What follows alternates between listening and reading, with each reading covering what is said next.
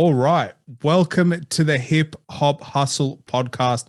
I've got a fantastic, really interesting artist on the show, Von T. Von, your career is something of like just something that even I'm still getting my head around in terms of what you're doing, in terms of the journey that you're on, and in terms of the things that you discuss.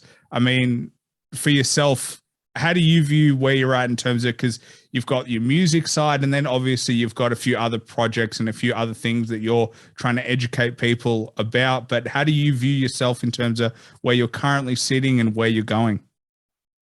And first, I want to thank the Hip Hop Hustle podcast, man, for y'all having me on.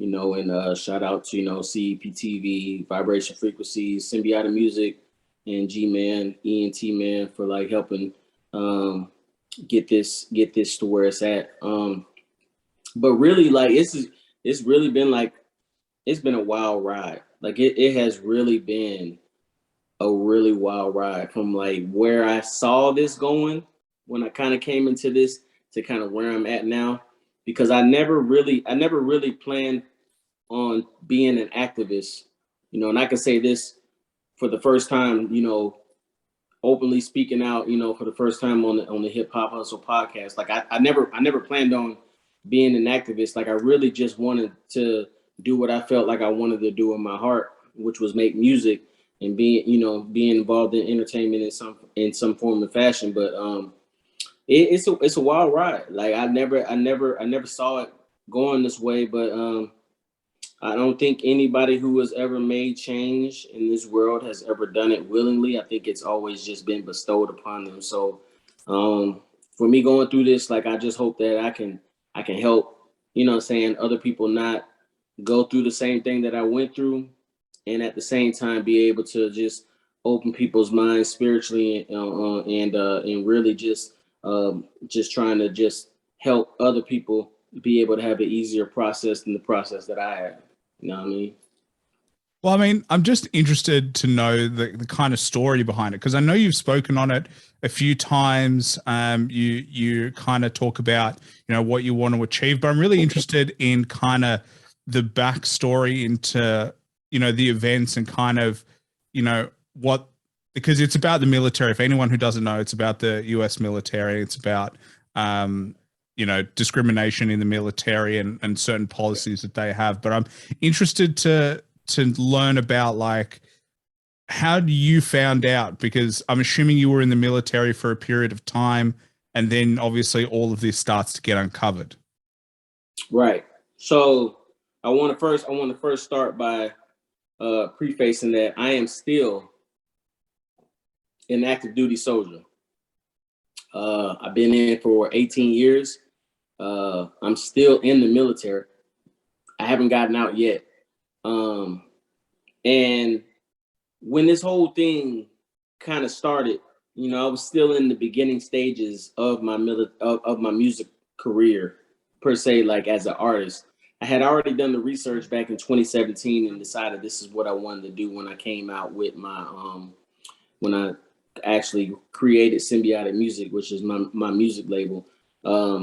But I was already in the military when I started to create music, so it wasn't a problem with the music. I had already actually released 2 tracks while I was employed by the government, while I'm still employed by the government, and in doing that, I thought I was gonna have a little bit more time to really just kind of let my music career kind of mature, as I was already at the time at 15 years in. So I was like, okay, I seen kind of like where the gist goes with artists who are coming out. They have a couple of years on the grind, knowing that I didn't start locally. I didn't start in any one specific hometown, my hometown, or anything like that. I was like, I think that I got some time to let this thing kind of marinate with people and let me work. But when I dropped my 3rd single called "Turn Off the Lights," that's when really stuff started to get real, I guess you could say, because that's when it kind of hit World Star. When it hit World Star, and it got over like 1 million views on World Star, that's when I really started to like feel the pressure and like the discrimination part from the military. You know what I'm saying? And so, like, with that being said, like I decided to like stand up and fight back just because like I knew in my heart like what I was doing, you know, wasn't infringing on anybody else's rights or anybody else's opinions. Like it is my life. You know, I'm not talking about the military. I'm not hitting anything political. I'm not doing anything that's unpatriotic. I'm not burning an American flag or talking about anything. It wasn't even filmed on post or anywhere near a military base. I wanted my musical career to really stand for itself. So when I do my music, you know, I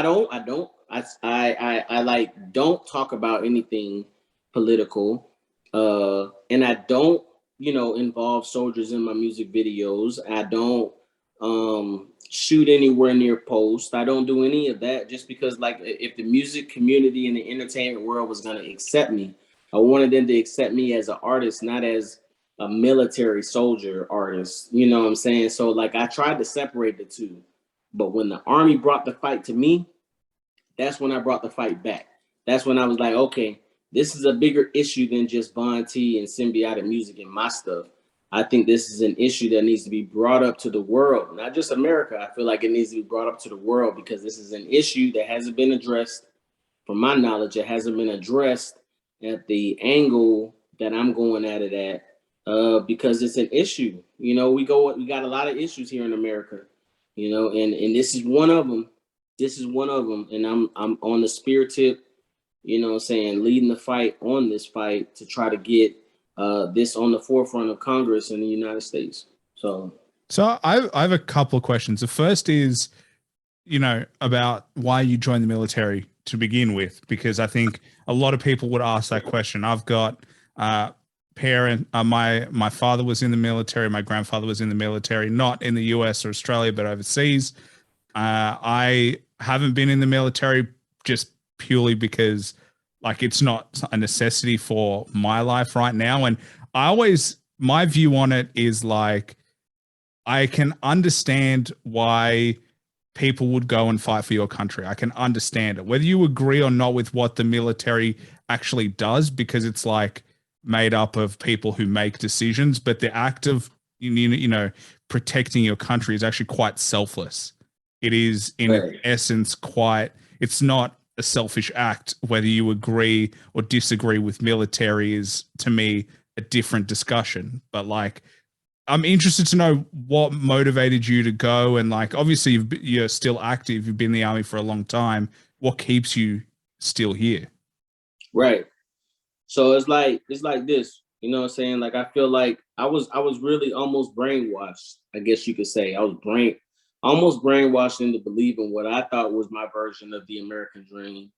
You know, wave your American flag, celebrate the holidays, you know what I'm saying, take observance of the federal holidays and stuff like that. Like, I was in high school when 9/11 happened. And when the Twin Towers was struck, I was in English class. You know, I was in English class and I told myself, I'm gonna give at least 4 years of my life back to the military that I felt like cared about my future and cared about my family, and really paved the way for me to be able to go to school, high school, and be able to do what I'm doing today. So really, when I joined the military, I wasn't drafted. You know what I'm saying? I didn't have like bills to pay. I was in high school. You know, it wasn't an ultimatum. Like, when I joined the military, like, I legitimately joined the U.S. Army because I just really legitimately was angry about what happened in America. I wanted to give back at least 4 years of my life. And I really just wanted to serve. You know, when I joined, I was a reserve soldier. And then eventually when I went to college and I got my degree, you know, saying shout out to CSU, I decided I wanted to, you know, go active duty. And for me, my dream of being an entertainer and being involved in the entertainment industry, I put on hold. I put on hold for 18 years for this country. I pursued that career. I did what I had to do. I served my country well. I deployed. You know, I got a lot of awards. I got a lot of accolades. I got a lot of friends. I met a lot of interesting people along the way. But yeah, when I joined, it was literally on some selfless service type of join. I didn't join to gain anything. I joined because I really wanted to give back. That's why I joined. So that's interesting to me because it feels like, and there's a saying about military, and it's old men make decisions and young men die. That's essentially military 101. And that, I think that's a really old quote. I think I paraphrased it, but like, it's interesting to me that you say you were brainwashed because like, talk me through that, because I remember watching 9/11 when it happened and I was still really young, but because it still is obviously, in the American identity, it's in the US identity. That was an event that really shaped the 21st century for Right. most Americans. I mean, you look at the Afghanistan war, you look at the Iraq war, pretty much the entrance into the Middle East was spawned off 9/11. But how do you looking back feel that they, started the brainwashing process, or how did they start pushing that going to the military was the right move?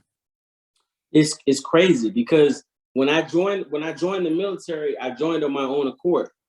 I contacted the recruiter and told the recruiter that I was ready to join. For people who don't know, 18 years of service, like I was an enlisted soldier first, and then I was an officer. I had 3 different jobs while I was in the military. Okay, I was a transportation soldier. All right, for people who don't know, that's called an 88 Mike. Then I transitioned over to chemical. I was a 35 Delta, and then I transitioned over to intelligence, which was a 74 Alpha. You know what I'm saying? So I jumped around in the military. Like I legitimately cared about it. So when I say brainwash, it's like because everything that I thought that I was fighting for, everything that I thought that I believed in, we're talking Christmas, Thanksgiving, Halloween, all of these events that we have in this country. I'm thinking, hey, we're American. This is all for all of us. Like we are united. You know what I'm saying? But that wasn't the truth. Okay. And I take back to a point when I deployed, to Iraq. I remember when I deployed, right? And then I remember being at the airport and there were civilians that was in the airport, you know what I'm saying? Mostly Caucasian, mostly white, and they had their signs and everything telling all of us that you're gonna die while you're over there. You're fighting a war that's not yours. You know what I'm saying? This isn't your war and all of this stuff like that. But at the same time, like I had my friends who are soldiers, who are veterans, people who have retired or have gotten out medically out of the military. It's like as long as I got them, like I'm good. I'm not gonna pay attention to any of this because I feel like what I'm doing is right. And when I come back here, when I come back to America, the fight for me to express myself as an individual, I find myself on the fence again because like the same stuff that we're trying to stop people from doing overseas is still happening here in this country. It's still happening to people who are supposed to believe in what this is supposed to be. And that made me question everything that I fought for. The last 18 years that I had spent in the military. That made me question everything that I thought I knew about America. And I never thought that I would see that day, but I did. I saw that day when I started to go through it, and then my eyes became open. And then I realized, at least in my opinion, that everything that I was fighting for was an absolute lie. This is not my dream. This is the dream for America, but this is not the dream that applies to everybody who lives in America. After I came to terms with that, I began to see this country for what it really was, and through a new lens, really. So why did you stay for so long?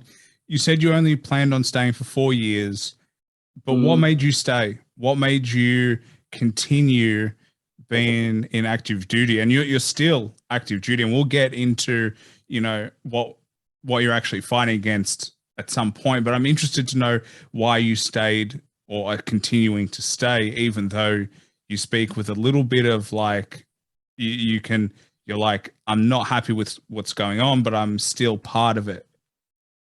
Yeah, like I'm gonna tell you, I was sold. I was sold on the dream. I was sold on everything. You know, I went to elementary, middle school, high school, college here. You know what I'm saying? I didn't go to ROTC in high school, but I went to ROTC in college. I was sold. I was sold on what I believed what I was doing was right. You know what I'm saying? When I graduated high school, I didn't graduate with a college prep degree. Like I graduated high school with a bare minimum degree. I graduated with a vocational degree. I graduated being eligible to work in somebody's warehouse. But I took it upon myself to go back to school as a returning adult, to go back to school to get an official, you know what I'm saying, certified degree, to be able to work and earn an honest living in America and be able to do what I do. Keep in mind, I've been in entertainment for a long time. I've been doing stuff behind the scenes for a long time, whether that be DJing and playing extras in movies and doing all of this. But when I decided to join the military and I joined as a reservist, I took it upon myself to put that in front of what I wanted to really do in the world, what I felt like was my calling, because I believed in it that much. When I say I'm a soldier, like I am definitely a soldier. Like I didn't join because I was trying to, you know, pay back loans or something like that. Like I really believed in what I was doing. So I always went to all of the schools and all of the training. I always went to all of the classes and all of the mandatory training in schools that they sent us to, you know, saying I made sure that everything was updated. I did everything that the Army could ask for. I mean, my record was like squeaky clean. I did everything that they ever asked me to do. But I always kept my entertainment career in the back of my mind, but I put it on the back burner because I felt like what I was doing was better and greater than what I personally wanted to do. And so I did that. And in doing that, you know what I'm saying? Like I went forward, kept going. Before you know it, 4 years turned into 8, 8 years turned into 10, 10 years turned into 12. And before you know it, I got a whole career on my hands. And at the same time, I didn't want to really leave my entertainment career behind. So I kind of just dragged it along with me, you know, doing stuff behind scenes while I'm off duty, whether that be DJing or performing or recording and stuff like that, but never really brought it to the forefront because I felt like the country that I was serving was going to support whatever I wanted to do outside of the military when I get out. But when I hit 15 years, knowing that I only had 5 years left, and for people who's in the military, in the U.S. military anyway, they know that you only really technically get stationed somewhere, you know what I'm saying, for 3 years.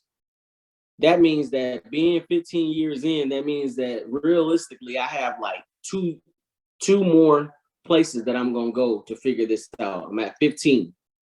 Okay. So that means that I got one more place that I'm going to go. And then I got one more place that I'm going to go after that. And then after that, you're out, because whether or not people want to admit it or not, one day you got to hang the boots up. And then you're going to have to try to figure out what you're going to do in America after you get out of the military. I started to think ahead because I knew I was already at 15 years. I had a great career, a great run, never been in trouble, everything like that. I was like, okay, 15 years in, I think it's time for me to start thinking about what I want to do outside of the military. And then it was like a light bulb clicked in my head. It's like, oh, wait a second.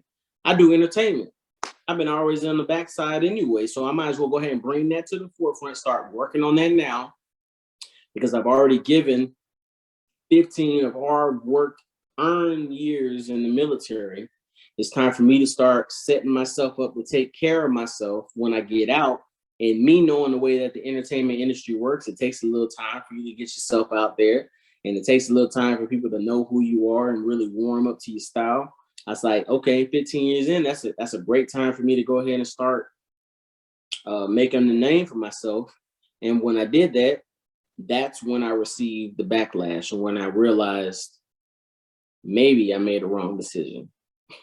So did you see active duty? Like, because you were stationed in places. Did you see, like, in terms of, because people will ask for sure. I'm sure you get this question all the time. But did you actually, because you said you were stationed, you went to Iraq, but did you see like active duty?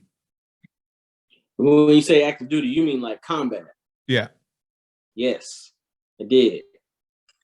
Okay, I had individuals that I served with in 2006 and 7 die.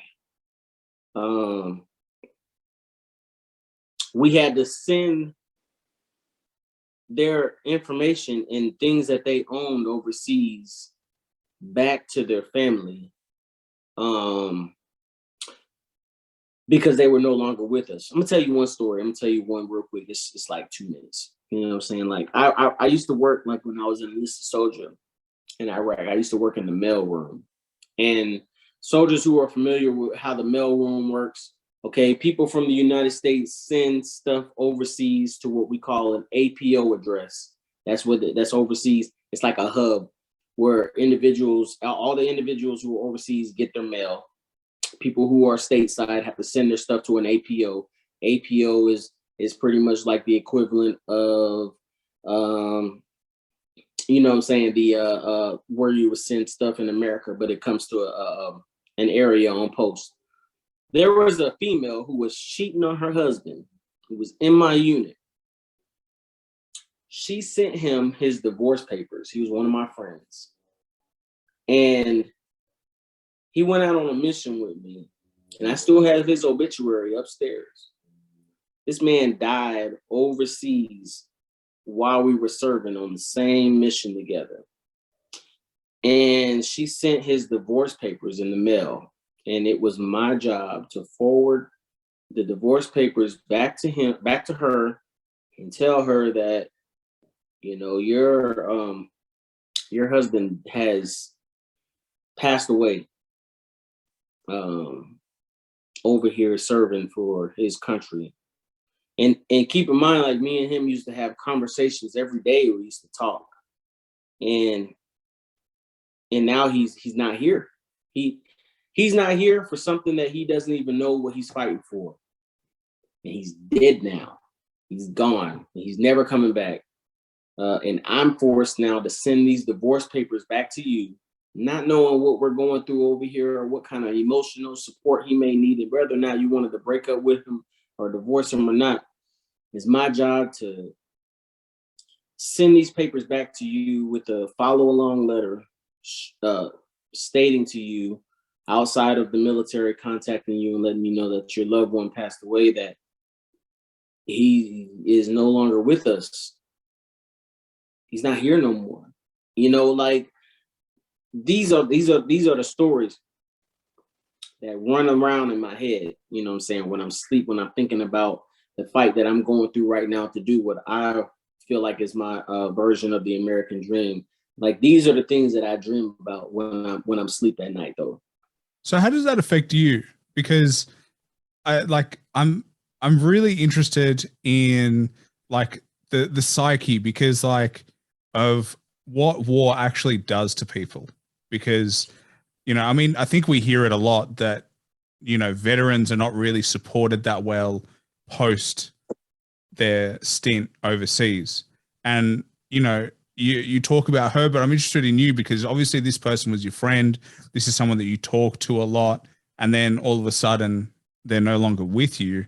How do you continue to do what you're stationed to do, but not affect you in a way that would affect, I would say, 99% of people in such a profound way? I mean, you block it out. You really do block it out, because when I was overseas, like, the only thing that I could think about was what I told my mom before I left. I told my mom, I'm gonna come back home alive. I'm not gonna come home in a body bag. I promise you that. And I realized, like, maybe at the time, like, me telling my mother that I promise you that I won't come back in a body bag was was really conducted on a hope and a dream, because I can't control what happens to me over there. I got people who's aiming at me and trying to kill me who don't even know me. They're aimlessly aiming at where we're sleeping at. and hoping that it kills somebody. So I really thank God, you know what I'm saying, that I'm here today to even have this conversation with you, because if I wasn't supposed to be here, guaranteed that when I was deployed to enduring Iraqi freedom, like my life would not be here right now talking to you. And so, like with that said, like what it does to me, you know, like I see a psychiatrist, I see a therapist, you know, I'm on medication. I take PTSD medication. Truth be told, you know, while we're sitting here having this conversation right now, I'm kind of fucked up in the head.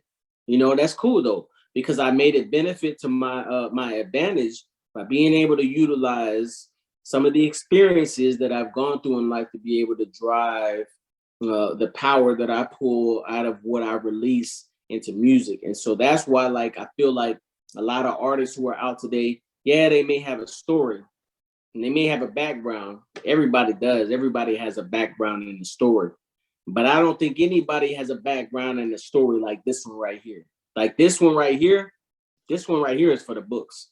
You know what I'm saying? And if I can stop somebody from going through what I'm going through, then I do it. Because like I tell all of my fans, and I tell them on Instagram and social media all the time, the only way that you're going to stop Von T from talking about what he's going through, they got to kill me. That's the only way that I'm going to stop doing this. Because like through and through in my heart, like I feel like still, even though like my vision of where I live at in this country is altered, in my heart, like I still feel like I'm a soldier, man. And I feel like still I'm fighting for like a rightful cause.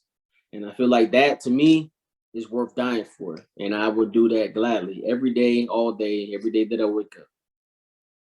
Well, I think, you know, it's good that you're making the most of what you've been through. And it's also, from my perspective, really positive that you're open about, you know, that you are going and seeing psychologists and therapists, because I think men in particular they think that they're invincible. They don't want to project that purely because they're scared of themselves looking weak.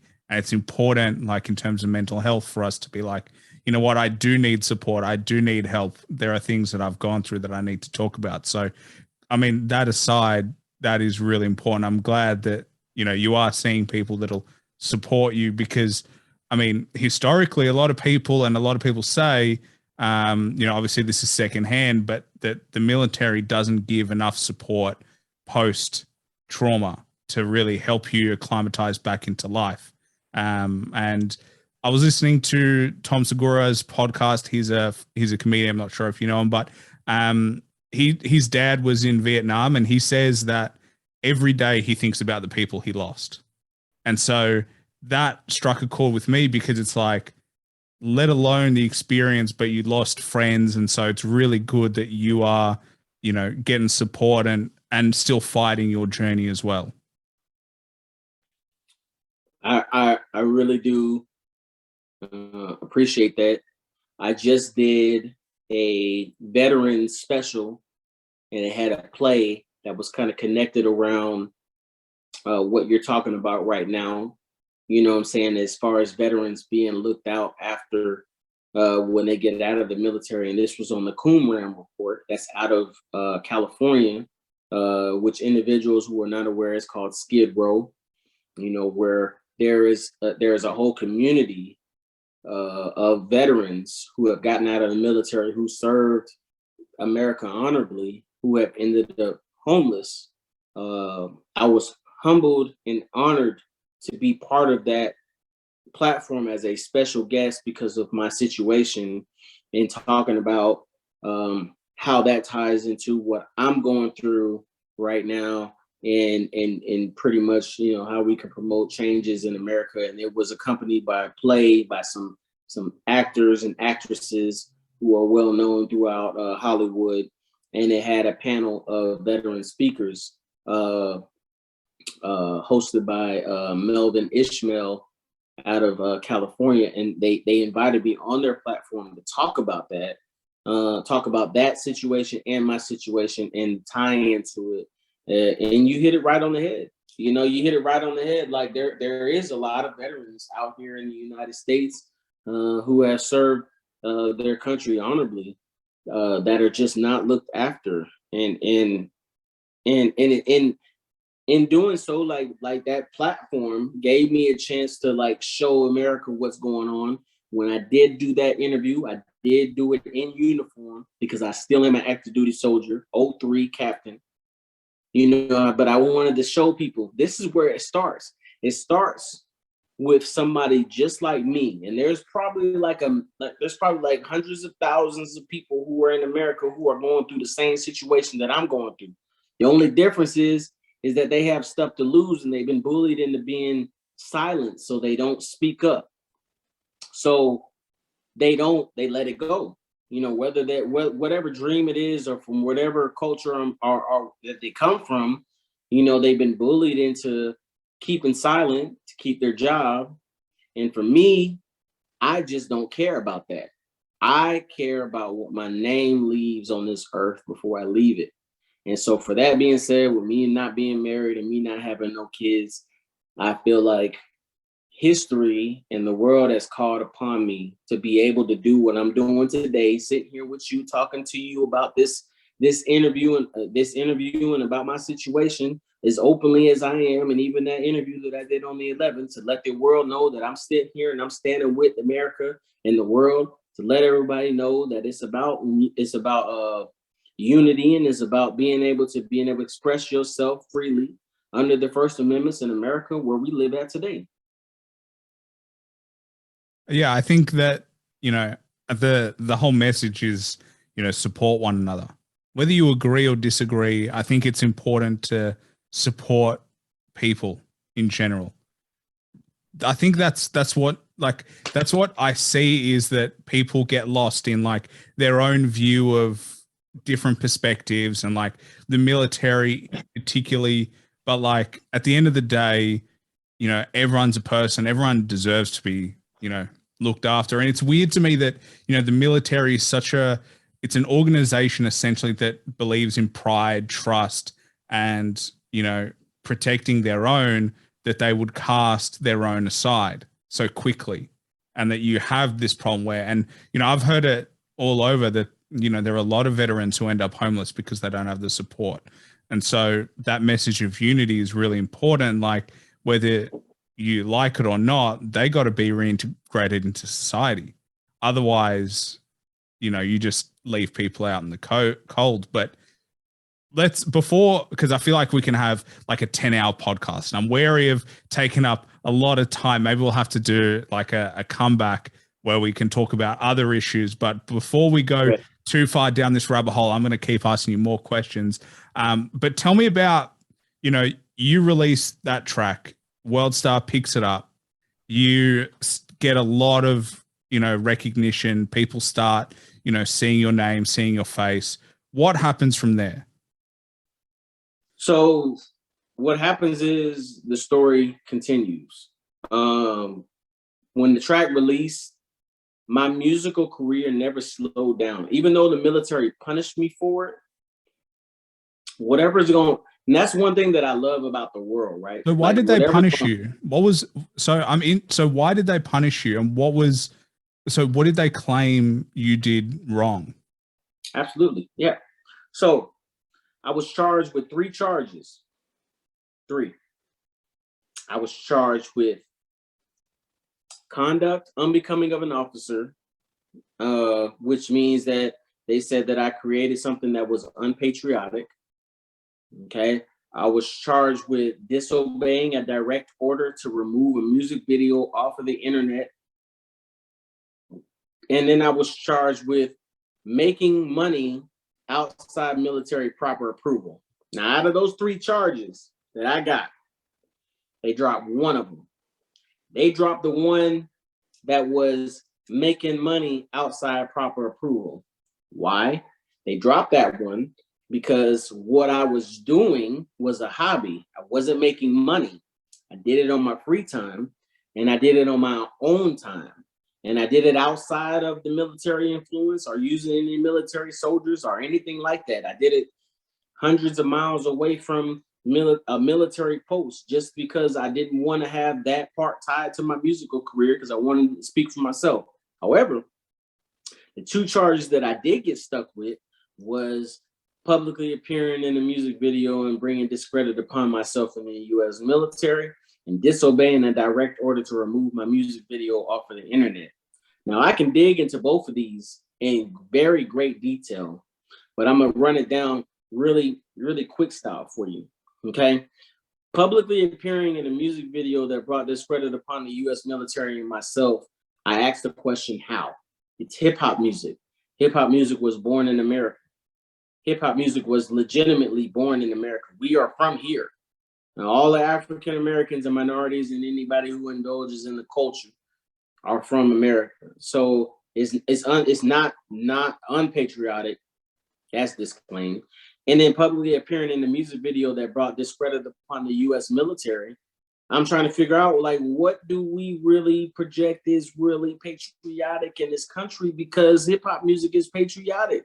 I don't understand this music was born right here. Are you trying to just hide that from the American culture? Because I can tell you this for sure, everybody who's on the military post and all the commercials and TV shows that are playing out here today, they play hip hop music in them. I can tell you that for sure. You know what I'm saying? So I know that's not right.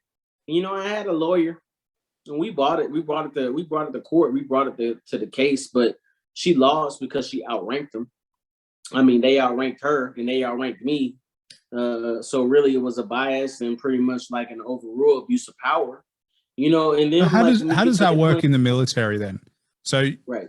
So you get an appointed lawyer who then has to fight for you, but the people she's fighting outrank her and can essentially make decisions that she has no power. Like, how does that work? Like, and how does it work in terms of the military court system? Like, how does that work? Do they charge you and then that's that? Or is it like innocent till proven guilty? Like, what's the process in all of these parts? Okay, so when a soldier gets in trouble in the military, it's governed by a policy called Uniform Code of Military Justice. For soldiers who are watching your podcast, they know that that's called UCMJ. That is a policy that governs a soldier's actions on or off duty. UCMJ. So in some cases, when a soldier gets in trouble, and this is not all cases because it's dependent on the soldier, but when soldiers get in trouble, they have an option. Now, they can either choose an Article 15 or they can choose a court-martial. Now, so for civilians who have never served in the military, they probably are asking, like, what's the difference between the two? Okay. When you get in trouble in the civilian world and you commit a murder or you commit a felony, you go to court. You go to court, you get trialed, you get charged, you serve time. In the military, under UCMJ, there's an Article 15 and there's a court-martial. Okay, a court-martial in the military is equivalent to a regular civilian charge. So if I was to get in trouble and I was to do something out in some city based off of a post that I was a part of, and I get a court-martial, anything that I get charged with in that court-martial applies towards what happens to me in the civilian side in that state and federal guidelines. Now, if you choose an Article 15, like some cases have a choice, you can choose between a court-martial and an Article 15. What an Article 15 is lesser than a court-martial, but you get judged by military personnel on a military post. So it's still a trial per se. It's still a trial, but it's limited to your military record. Doesn't cross over to your civilian side. So you can get charged with the worst thing that you can get charged in an Article 15, and it stays right there. Then you can go back to being a civilian, and you don't have to worry about that ever catching up with you. For my specific case, I was given the choice between an Article 15 and a court-martial. I chose an Article 15 because I didn't want anything that happened from this situation to cross over to my civilian side because I had a clean record. everything that I did was clean. Everything that I did was perfect. So I didn't want any of that nonsense to cross over into my civilian record and taint that and having to fight that. I kept it in the civilian, I kept it on the military side. But like some people are probably going to ask you, doesn't the military have their own justice system? They do. But the military justice system is still governed by Congress, and Congress still operate off amendments. And when your amendments are violated, that is where the problem comes in. And that's why the LGBTQ community had such a big movement in the military when they repealed the Don't Ask, Don't Tell policy, is because it infringed on their First Amendment policies. That's why when the civilian world catches up to stuff that's happening in the military, like soldiers being raped and killed overseas and stuff, and it becomes a big uproar, is because somebody has died and somebody's amendments have been violated. Amendments are regulated by Congress, not by an Article 15 and not by the military. And when you talk about musical expression, that falls under the First Amendment rights that you have as just being a human born in this country. And so with that being said, I took that and I released that to the media, because with me being charged in the military, that's no different from any other crime, you know what I'm saying, that has happened against somebody, you know what I'm saying, for violating their rights. And I thought that the American public should have a right to be able to see what is happening with me right now in this country in 2021. So what was their argument? So your argument obviously is that this is free expression as governed by, you know, the Constitution and as governed by the Bill of Rights, that you can do what you've been doing. What's their opposing position? They didn't have one. The base commander and the brigade commander, which for people who don't know who a brigade commander is, he's pretty much in charge of like a whole bunch of companies, which is in charge of like maybe 500 to 600 people on a military post.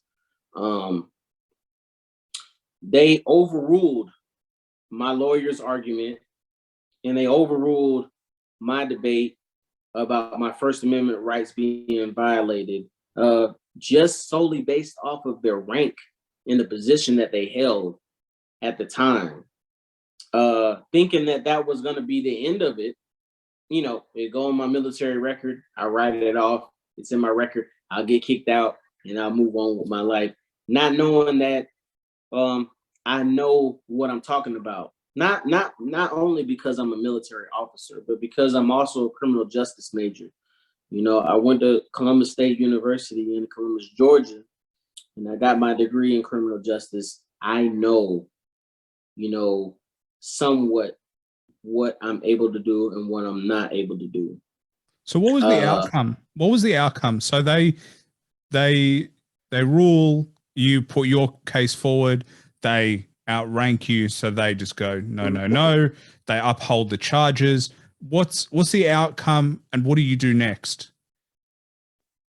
So the outcome was, like, even when the decision came, was like, yes, we're going to charge you with conduct unbecoming of an officer, and we're going to charge you with publicly appearing in a music video that brought discredit upon yourself, and you refuse to remove your music video off of the internet when you were given a direct order. They gave me those charges. I could have said okay and accept it and move on. I took that Article 15 and took it to what we call in the military the Public Affairs Office, and had it publicly redacted from all information that had individuals that had something to do with it, and I had it released to the public. They had that tied into my military record and attempted to give me a dishonorable discharge, or excuse me, other than honorable discharge, which if you're in the military, that's pretty much equivalent to a dishonorable discharge because you don't get all your benefits. Okay. And then when so they wanted to discharge you for that immediately. Oh yeah, they tried to push for that. Most definitely. Yeah, they tried to push for that Matter of fact, they tried to expedite it and try to take my pay and try to deny me medical services just to try to help and hurry to get me out of the military because of that. And so this is only relating to those charges, no other charges. So like the issue that I have like with the unit that I'm part of is because they are a racially biased unit, which is going to be part of the book that I have that's coming out. Which I didn't want to bear too much on people with the issues that are part of that unit. But there is some definite racial issues that are not brought up to the highlighted community in this country that I wanted to bring out. But one part that I could bring up specifically that would definitely target what I'm talking about, that would trigger, saying that aspect, is the fact that I was targeted for my music. So that is another part. But that's another part that's going to come out at a later story. But I wanted the American people to focus on what is right and what is wrong, which is this specific portion of the music part, because that's going to open the door to get everything else investigated, which we have documents and we have everything that is together that kind of paints that whole story. So I see what you're saying with that. But for this specific incident, this was definitely just about the type of music and the racial bias that came into it. And so, out of interest, do you remember what the race was of the people making the decision? I'm sure that's a question you probably get asked as well. Or was it, do you think that comes from way above in terms of military politics? White. Yeah. Caucasian, white. That's as simple as it's. So because this is so weird to me, because I'm obviously white as well, but it's so weird because like I just don't get it. You know what I mean? Like it doesn't make sense to me that, like, as you're telling me, I don't understand what the big deal is. You know what I mean? Because you're right that hip hop is a part of, American culture. It's the biggest genre of music. It's the fastest growing genre of music, and it was born in the United States. So it's weird because I don't really understand the argument that they're claiming, or I don't really understand what you did, quote unquote, wrong, or what purely because it's not like you're in the military for 1 year. You've been in the military for 15 years before this happened. So it almost sounds, made up in a way. Right. It would be crazy because like even the veterans special that I did on Veterans Day, you had a veteran that was speaking on there. As I was talking, he was looking up some stuff on his computer. And he was like, I don't see where the military has ever discriminated against people in the military making hip hop music in the military. I don't know what situation is different with yours. I told him, the Army is not the problem. Even though the Army is the root of the problem, the military would be the root of the problem. It's the people that are in charge of you in the military. But you can't get to the root of the problem until you get to the head. I can't combat this situation by going head to head with somebody who's in charge of me. I got to go to the source, because the source is going to be the entity that's going to be able to implement change, that's going to be able to help everybody in the long run. I can go toe for toe with him and not get anywhere because he outranks me. But in order for me to be able to make change for somebody in the future, I got to go beyond this situation that I'm going through. I have to go to the source. If I don't go to the source, it'll never change. And somebody else is going to eventually end up having to go through this and trying to chase this road that I'm going down to for, country change across the United States of America. And I'm willing to do that. I'm willing to put my life on the line for that. I already went to war, put my life on the line for a war that I didn't even fully understand and could have died. So of course I'd put my life on the line for a war that I know what I'm fighting for. So let me ask you this.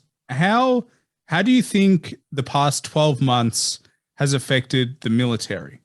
Because obviously we've seen a lot of activism, we've seen a lot of, events in the civilian world and a lot of, protest, Black Lives Matter.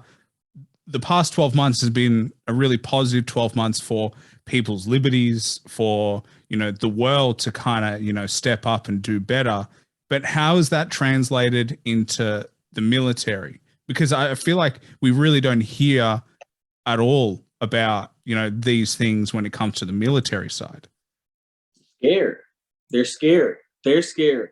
When Donald Trump took office in the United States, it opened a lens for the United States.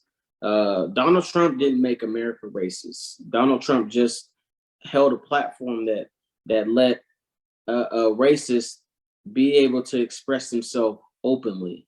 And when that happened, the military tried their hardest to distance themselves from the president of the United States, because they already knew Donald Trump is only going to be in office for one term. They already knew he was probably going to lose that battle to, be reelected. But the military is going to be part of an institution in the United States forever. So when Donald Trump had his antics going in the United States, the military tried their hardest to distance themselves from that administration, try to let the American people know, hey, we support diversity, we support minorities, and we support everything that this country stands for. Be you, be great, 100. But that's not the truth. That is not the truth. But the best way to take the microscope off of you when there's some stuff that's going down in this country is to highlight somebody else's failures. The military did that with Donald Trump. Look at this man right here. He's doing a whole bunch of stuff that we don't agree with. But we, however, we're your friend. Like we're going to be able to support you. We're going to do everything that we got to do to make sure that you and your family are taken care of. All of the while, misdirection and smoke and mirrors is to take the attention off of what is really happening here in the military, which this is just another style of suppression, on a different level, on a more subtle level, I guess that you could say. And so with that being said, then you have me. You have me, the individual that is willing to put everything that I've earned and everything that I love on the line to be able to expose the big police for what they are and be able to show the American people, hey, look, listen, when Donald Trump was tear gassing y'all, when he was trying to get his Bible photo op in front of the White House, your boy Von T, Captain U.S. Soldier Active Duty, had a Black Lives Matter mask on, fighting for y'all's rights, letting everybody know in America, hey, we're equal, man. Like we stand as one.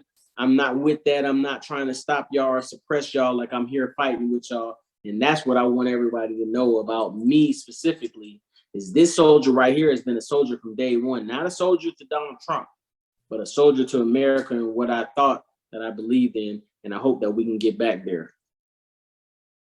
I agree. In a weird way, I look at the presidency of Donald Trump and I'm like, the positive to come out of it is that people were openly racist and we can see those people for who they are.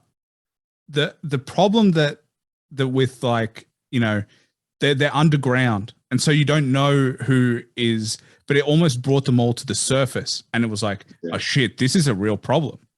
This is something we got to deal with. And so, it's a horrible way to look at it. It's horrible that it's a problem that we all have to deal with, but it brought those people back. And it's like, okay, I actually see now that you can't hide this problem anymore. Now we got to take a firm stand. Now we got to actually step up and do something about it, because I felt like before it was just festering under the surface and it was like ignorance is bliss. Right. Correct. That is absolutely correct. You know what I'm saying? Like I don't fault Donald Trump for being Donald Trump. He's ignorant. He's uneducated. He's rich. He's white. He's smart. I get that. That's times a million in America. But what I can fault is the individuals that bought into that had them openly show their racism in America. And in retrospect, I kind of appreciate it. You know, it kind of opened a lot of people's eyes as to what this country really is. You know what I'm saying? So Donald Trump didn't make America racist. He did not. He just gave a platform that kind of just let the American people express themselves openly. He at the time when he was elected was definitely the face of what America was. Yeah. Yeah. And I think, you know, in a weird way, it was like you take a step back so you can take 2 steps forward. And like the presidency, like I'll make it really clear, he did a horrible job being in office. I just want to make that, and that's purely from my perspective, looking from the outside in. He did not do a good job for uniting the country. He didn't. At no point did I ever feel, you know, and then COVID hits, and if there's ever a time to have a united country, it's then. And it just the opposite happened. Yes. Now it gives us the opportunity to look forward on being like, here is what it exposed. Here is what we saw. We saw the truth.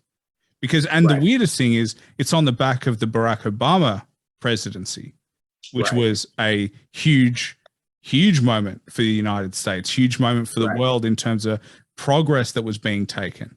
And then all of a sudden, we just went so far back. It was just such a strange period of time that now we had, you know, Hillary, who was being in politics for a long time, Donald Trump, who can't probably spell politics, going for it. And it's like just a weird, just, I don't know. It was just so weird to observe from the outside looking in. Right. Yeah. I mean, you pretty much like hit that like right, like nail on, you know what I'm saying, nail on the head. But it, you know, even with the administration that we have in office now, you know what I'm saying, like it's not great. You know what I'm saying? It's not great. It's not a popular, I guess what you would say, like a popular opinion, you know what I'm saying, like a landslide win just because, yeah, we love you guys. But we were just ready for something different.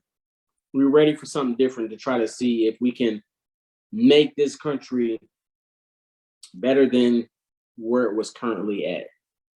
And I think that's why they decided to give the Democrats a shot again, you know what I'm saying, at what we're going through right now. And keeping in mind, you know, I had even reached out to the Georgia Congress, you know, saying on my situation. They did investigate the military. You know, I did reach out to the senator, both senators of Georgia, you know, to have them look into it. So like this situation is way bigger. Anything that people can think that man, this situation is big. Like, no, it's bigger than what people may think. This situation is huge right now, and it is growing by leaps and bounds. And when this petition drops, and people are able to like really go to it and sign onto it, they're not going to be signing on because they care about me, the artist Von T. They're going to be signing on because they really want to see change in people that they see that have potential into what they can be in this country, because that's what we're operating off of, what we can be, not what we are right now. So let me ask you this. What's the goal? Let's say I speak to you in like, let's say it's 10 years time and we're like, you achieved what you wanted to achieve. What's the ultimate goal? How do you know you would have achieved success? Because I understand the petition, but like, and as you said, it comes from the very top, it comes from Congress. So do you have policies that you're wanting to change, or where does that come into it? Right. There is policies that I want to change. You know, if I could see what the LGBTQ community can do with their movement, and repelling the don't ask, don't tell policy within the government and within Congress and serving in the military, then I have huge hope and faith that my movement will be able to create change in your musical expression.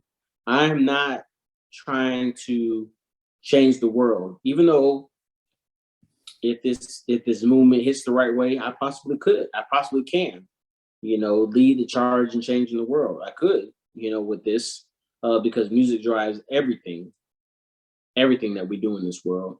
But that's definitely not my goal. But my goal is to make it a safe spot and place in at least the United States, that a soldier, somebody who has raised their right hand and served their country honorably, can be able to make music and champion where they come from in this culture, from whatever background that they come from, whether you want to make Irish music, English music, American music, African music, any kind of music, if you raise your right hand to serve in a country which we call the United States of America, not one, this is united. From around the world, this is united. All of these states in America, like, we come together as one. You know what I'm saying?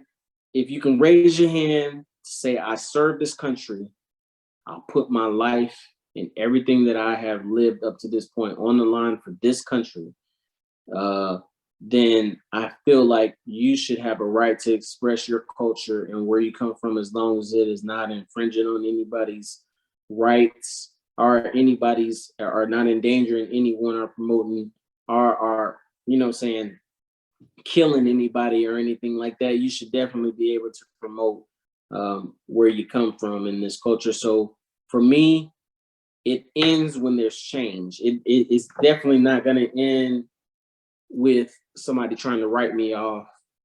You know what I'm saying? It's going to definitely end. I feel like the end state for me would be change. I want to see change, and that's what I'm fighting for. I'm fighting for change, not for me. I'm getting out. My career is already on the way. I got a lot of stuff that is in the works for 2022. I've had an awesome fucking career, musically and entertainment wise, moving forward from that incident and going forward, moving forward. But if I can help another artist or another person who is a creative mind, be able to express themselves freely in this country and serving in the military without having to go through what I went through, and promote change within Congress and drop it down to the lower levels, that's what I'm fighting for. Well, I think it's definitely a good fight to be fighting for, because if you look at through history, every dictator or dictatorship, the first thing they stop is creative expression, because creative expression is the freedom of thought and it allows you to share new ideas. So if you look, like, literally any history book of any dictator, the first thing they stop is creative expression, because it is thought-provoking. And it doesn't even have to be thought-provoking. Like you said, the things you were talking about in that song that was picked up by WorldStar was not anything to do with the military. It wasn't anything to do with political views. It was just a form of expression. So I'm a big advocate. Obviously, I'm a big advocate for hip hop, considering that all I do is talk to hip hop artists. But, I think you've got a really interesting story, and we barely touched on your musical journey, let alone all I was asking you was about your military career. But in terms of 2022, what have you got on the plans? What's coming out? What have you got in terms of sneak peeks for us? Right. So, I mean, like, most of the fans that already follow me, they already know, like, I already dropped the track with Ty Dolla called Whip. That's out right now. 2022 has a lot of highlights. Unfortunate for the Travis Scott situation that's going on right now. I hope that me and him is still able to work on the track that we were working on, that we had in the works for over a year. I hope that I can drop that Travis Scott track and he bounced back from his Astro World incident that was going on there. But then moving forward with my own personal movement with my Symbiotic and CEPTV and Vibration Frequencies and G-Man Entertainment, like, we got some tracks that are dropping in 2022 that's got a couple of Grammy winning, not nominated, Grammy winning artists that are going to be on there. And then just moving forward, like, I just had a conversation on Instagram with DC Young Fly. People who don't know who DC Young Fly is, he's one of the members of Wild 'N Out. I had a conversation with him. We're going to be probably moving forward. We're working on some stuff in the 2022. We're still massaging that relationship and making sure that works out. But definitely, like, the helmet artist, Von T, man, like the movement that I have that's going on, I definitely couldn't do it without, like the people who support me and the fans and everything like that share and support everything that I'm doing. There's a lot of new hot music that's coming. I'm involved in acting. There's a series that's out right now called Betrayal. I'm getting my IMDb up, working on acting as well, doing my acting bit and still doing my music bit. I'm on a tour status right now. I got a trip coming up here to Louisiana on the 20th. And then, in December, I'll be in South Carolina and in Texas, hitting these tours up and these shows. So, yeah, it's a lot of stuff that's going on. Like I'm just blessed to be here on your platform today and be able to just take the time out to be able to talk to you about everything that is going on. But there's a lot of big stuff and bigger stuff that's probably going to happen in 2022 that I can't even see yet.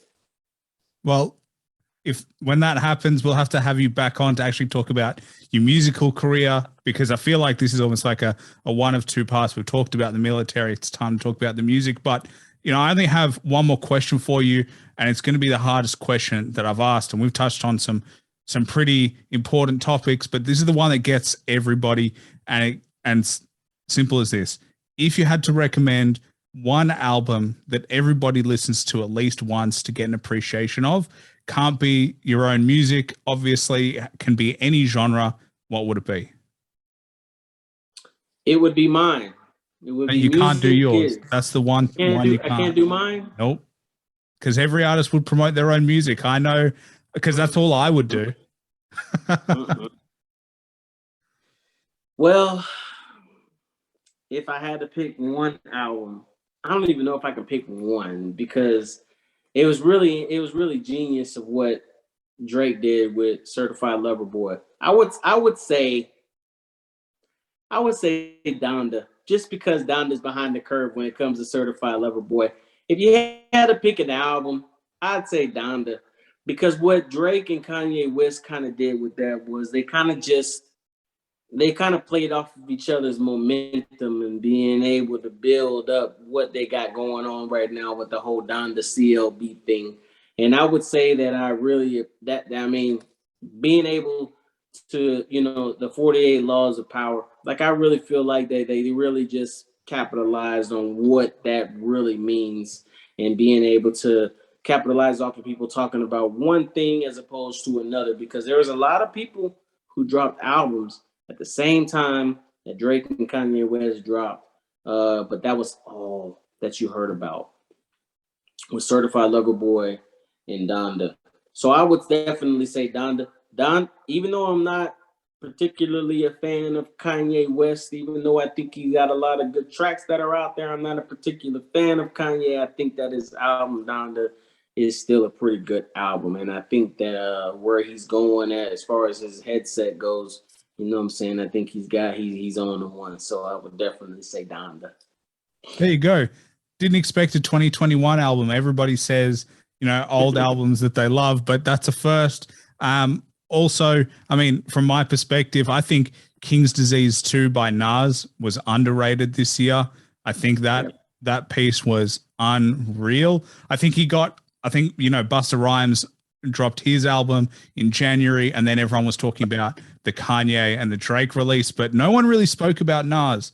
I feel like it went under the radar a little bit, but I feel like when people go back to listen to it, it is like he's doing his rapidy rap on like new school beats, and they're catchy, and he's got the right features. Lauryn Hill is on there. Eminem is on there. He killed that. Right.